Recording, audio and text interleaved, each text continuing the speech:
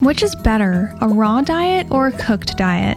Feeding a fresh, homemade diet to pets has become quite popular nowadays, and pet owners are starting to become more conscious over the poor ingredients you commonly see in commercial pet food. The two types of homemade diets owners often prepare for their pets are either fully raw or cooked, and in this video, I will be analyzing both of these diets. This will be the second video of a 3-part series where I compare the different ways pet foods are prepared and how it affects the nutrient composition. Why do some owners opt to feed a raw diet? Raw feeders try their best to mimic what their pet's wild cousins normally eat in the wild. For carnivores like canines, felines, and mustelids, this is animal flesh, organs, and bone. When it comes to a balanced raw diet, raw feeders have formulated a guideline that mimics the average ratios of muscle, organ, and bone within the whole prey animal's body, but from a mixture of animal sources for variety. This is why it's often called Frankenprey. Another common term is Prey Model Raw, or PMR. Dogs and ferrets are usually fed a ratio of 70 to 80% muscle meat, 10% raw meaty bone, 5% liver, and 5% other secreting organ, with the additions of oily fish, shellfish, eggs, and raw or fermented dairy. The ratios for cats differ slightly at about 84% muscle meat, 6% raw meaty bone, 5% liver, and 5% other secreting organ, which can also differ slightly depending on the individual cat. For cats and ferrets, 10 to 15% of their muscle meat portion needs to be heart because of the taurine content that heart has. This is an essential amino acid for these obligate carnivores. Taurine is necessary in the diet for cardiovascular and retinal health, as well as proper growth and development in kittens. Taurine is also necessary for dogs, but they do have the ability to synthesize it on their own. Another common meal formulation is called BARF, or Biologically Appropriate Raw Food. This is mainly used for dogs, as many ingredients that aren't animal-based are added into the meal for nutrient variety, like vegetables, fruit, nuts, and seeds. Now, how about a cooked diet? This way of feeding has become very popular among owners who want to feed a fresh food diet but prefer cooked to raw because it's more familiar and they may feel that it's safer. The ingredients of cooked diets are often similar to ingredients you see in commercial food, but in their fresh, whole state. Common ingredients you'll see in online pet food services usually include a base muscle meat protein of chicken, turkey, beef, or lamb, and will sometimes include liver and fish. Then a combination of potatoes, rice, pumpkin, broccoli, spinach, or carrots, depending on the recipe. The carbohydrates in vegetables are less of the bulk in the recipes for cats, but some are still included. At the end of the ingredients list are synthetic vitamins to meet nutrient requirements. Common ingredients you'll see in cooked homemade recipes are similar, but the portion size of each item seems to differ in each recipe, and supplements and synthetic vitamins usually aren't added. How do these diets differ from each other?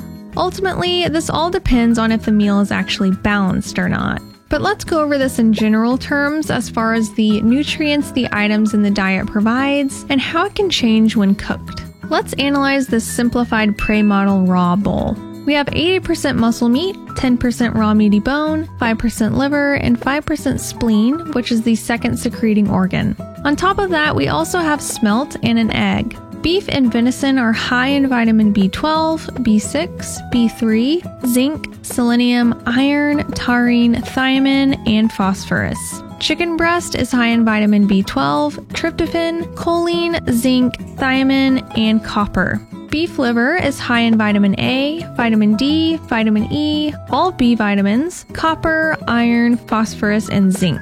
Beef spleen is high in vitamin B12, zinc, magnesium, iron, copper, and vitamin C. Chicken necks are high in calcium and phosphorus. Smelts are high in omega-3s, and duck eggs are high in omega-3s, vitamin D, magnesium, and vitamin B12.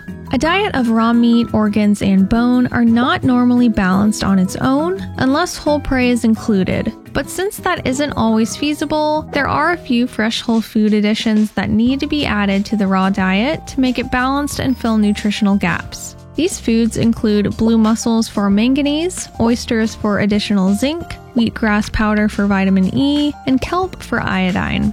Now let's analyze the cooked bowl. I chose a popular recipe I found online that includes similar ingredients to many popular recipes. On average, half of the bowl is muscle meat and the other half is vegetables, sweet potato, and rice. The rice and sweet potatoes are often included for fiber and as an energy source. Sweet potato is also a source of beta-carotene, which is a precursor of vitamin A. Dark leafy greens like spinach are a source of potassium, copper, and folic acid.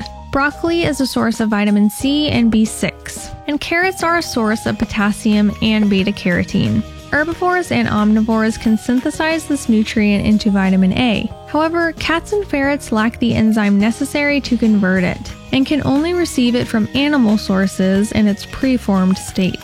On the contrary, dogs can benefit from a small amount of vegetables in their diet, and with vegetables, some nutrients actually become more bioavailable when steamed. Carnivores do not have the ability to efficiently break down the cellulose wall of raw vegetables, so one way to break down this wall is to puree, ferment, or steam. When it comes to rice and sweet potato, it's important to note that these foods rank quite high on the glycemic index, which means that they often raise blood sugar levels when consumed. When looking at these common online recipes, it's apparent that many nutrient requirements are not met, like calcium, iodine, manganese, vitamin E, vitamin A in the form of retinol, and a handful of others. While many online pet food delivery services use synthetic vitamins to fill these gaps, other common homemade recipes are lacking.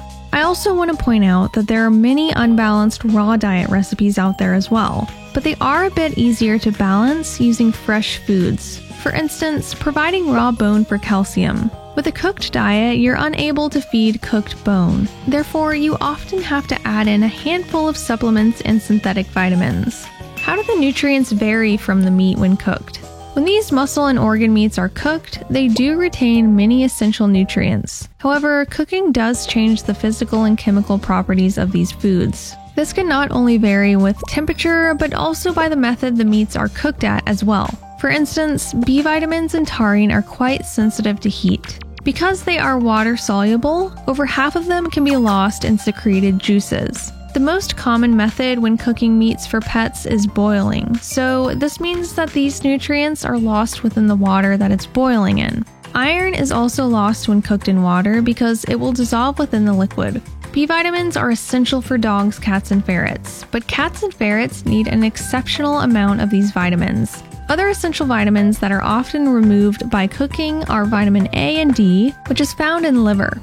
Cooking liver does lead to a reduction in these vitamins. However, because liver is quite high in vitamin A, losses might not be as significant. When it comes to retaining as much nutrients as you possibly can, many studies state that the best way is either steaming or simmering in shallow water. If you are simmering, the water will hold the lost nutrients and will need to be included in the meal.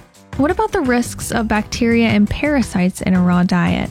A healthy dog, cat, and ferret's body is designed to process food that have a higher bacterial load. They have a short digestive tract and a highly acidic gastric pH. Bacteria like Salmonella are actually naturally found in the digestive tract of healthy dogs and cats. When it comes to parasites, these are often found in wild-caught animals. When feeding wild game, it should be frozen solid for 3 to 4 weeks to rid the meat of these parasites. While our pets are able to handle this bacteria, the owner should still take safe handling precautions seriously.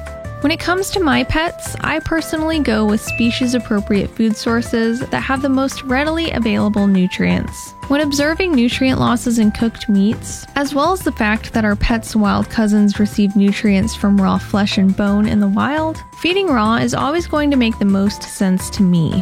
When it comes to a cooked diet, there are instances where a pet will do better on it, such as a suppressed immune system or when dealing with a chronic illness. In these instances, a veterinarian or a certified nutritionist that is seasoned in specific issues like this should be involved when formulating a meal plan. Ultimately, my hope for the future is that our pets are just eating a balanced fresh food diet over processed food, whether that be raw or cooked.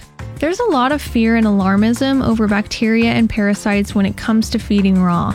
If you want to learn how to safely avoid these risks, check this video out.